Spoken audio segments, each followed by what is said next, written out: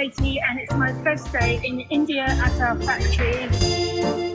I had to sample a bra to make sure it fitted correctly, and a couple of days ago I showed you this one, and it certainly wasn't the plan to replicate the stitching, but it turned out we did.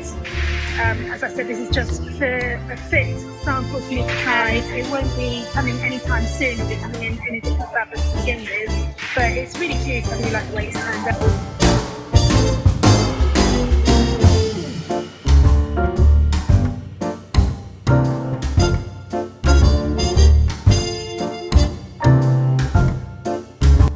Yesterday, on the spur of the moment, we flew to Surat, which is the main city in India for fabrics, and fabric has become a huge issue to us because at the moment we're using agents, and we're too big for local markets and we're too small for agents to really spend a lot of time looking for us.